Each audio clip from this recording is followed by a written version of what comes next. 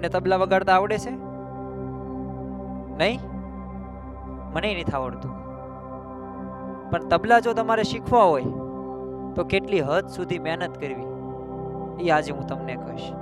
અરે તબલા એક નહીં, કોઈ પણ ક્ષેત્રની અંદર તમે અત્યારે ભણો છો, તમે કોઈ વ્યવસાયમાં ધંધો કરો છો, તો તેના માટે પણ મહેનત કેટલી હદે કરવી જોઈએ. એક નાનકડો અમથો બાળક હતો, આ બાળકની વાત નથી કરતો, આપણામાંથી કોઈ એક બાળક હશે. તે બાળકને એક સપનું હતું કે મારે છે ને મારું શરીર સ્વસ્થ રાખવું છે અને તંદુરસ્ત રાખવું છે. એટલે એને મહેનત શરૂ કરી. દરરોજ પહેલા દિવસે 5 વાગે જાગ્યો, પછી બીજા દિવસે 5 વાગે, પછી 5:30, 6, એ ધીમે ધીમે તેને 10-15 દિવસ સુધી આવી રીતના ચાલ્યો ક્રમ. પછી 16-17મો દિવસ આવ્યો ત્યારે જાગવાનું બંધ કરી દીધું, મહેનત કરવાનું બંધ કરી દીધું. તો જો એક સારું સ્વસ્થ બનવું છે એના માટે તે જો મહેનત તમારે કન્ટિન્યુ રાખવી પડે. અરે એક સામે બીજા પક્ષમાં જુઓ, બધા તે ક્રિકેટ રમે જ છે અને ભારતની અંદર ઘણા બધા ક્રિકેટરો છે, પણ ક્રિકેટરોમાં કોનું નામ સર્વશ્રેષ્ઠ બોલાય છે? તો તમને ખબર છે અને મને પણ ખબર છે.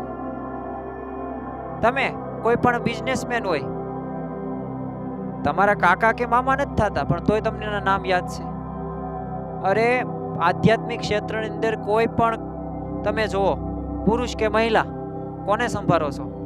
જેને વધારે તપ કર્યું છે, યોગ કર્યો છે. તો બસ તપ તો બધાય કરે, બેટ દડે તો બધાય રમે. આપણે નથી રમતા શેરીઓમાં દરરોજ 5-5 કલાક? અરે બધાય તે ગીત સાંભળે, પણ બધી રીત તો અલગ અલગ છે ને.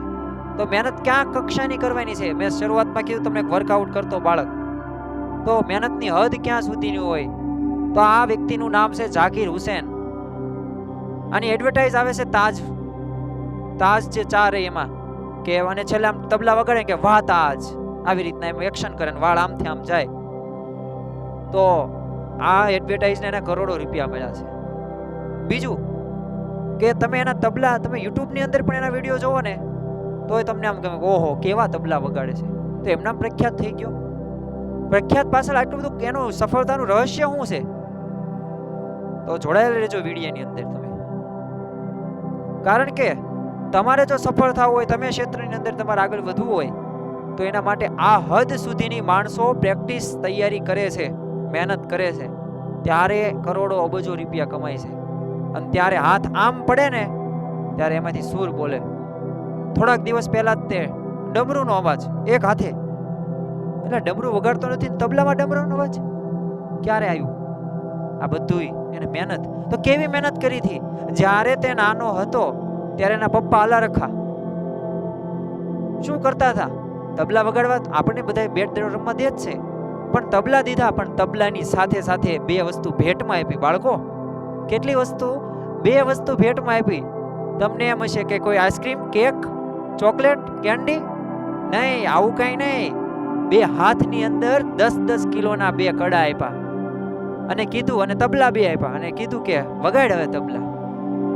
અને નાનકડો અમથો બાળક હોય એટલે હવે વિચાર તો કરો, આપણે ખાલી 2 કિલોનો એક આમ થેલી હોય ને ખાંડની, મમ્મીએ મગાવી હોય તોય આપણે લાવી તો આમ તો ઘરે પહોંચવી ને તો થાકી જવી છે. અને પાછ બીજા દિવસે શું કહેવી, તમારે મને આવું કામ નહીં કહેવાનું. જ્યારે 10-10 કિલોના કડા પહેરાવ્યા, અને પહેરાયો એટલું નહીં, 10-10 કિલોના કડા સાથે 2 તબલા આપ્યા ને કીધું કે હવે વગાડ. જો તારે તબલા શીખવો હોય, સર્વશ્રેષ્ઠ થવું હોય, તો વિખ્યાત થવું હોય, તો વગાડ તબલા. અને વગાડવાનું શરૂ કર્યું. શું કરે એના પપ્પા આલા રખા? ધીમે ધીમે 10 kilo, 9 kilo, 8 kilo, 5 kilo, 4 kilo, 2 kilo. અને વિચાર તો કરો, જ્યારે તેના હાથમાંથી 2 તબલા વહી જાય, 2 જે કડા હોય અને તબલા પછી આપે, ત્યારે આ કેવો સૂર નીકળે અને કેવો હાથ આમ ફ્રી લાગે. કેટલા વર્ષ સુધી મહેનત કરીશ? 15-20 વર્ષ સુધી. કેટલી કલાક? અડધી મિનિટ, અડધી કલાક, 1 કલાક, 7 થી 8 કલાક. આ હદ સુધી માણસો તૈયારી કરવા તૈયાર સક્ષમ છે. બધાય સીવી આપણે, બધાને ભગવાને શક્તિ આપી છે. જેમાં ઝાકીર હુસેનને આપેલી છે તો આપણને પણ આપેલી જ છે. તો ક્યારે આપણે ઉપયોગ કરશું? ક્યારે આપણે એક્સ્ટ્રીમ લેવલ ઉપર મહેનત કરશું? બધા 1 કલાક વાંચે છે, વાંધો નહીં વાંચે, આપણે ક્યારે 2 કલાક વાંચશું? મારે પહેલો નંબર જ આવે છે, મારે હું વાંચવાની જરૂર? મને જ કંઈ આવડતું જ નથી, હું વાંચવાની જરૂર? પહેલો નંબર આવે છે ને તો એક્સ્ટ્રીમ લેવલ માટે તમારે વાંચવું પડે, અને પ્રખ્યાત થવા માટે અથવા તો તમારે જે સપના છે એ પૂરા કરવા માટે વાંચવું પડે. તો વિદ્યાર્થી મિત્રો, તો તમે આ ઉદાહરણમાંથી શું શીખશો? બસ પ્રેક્ટિસ કરો. કેવી પ્રેક્ટિસ કરો?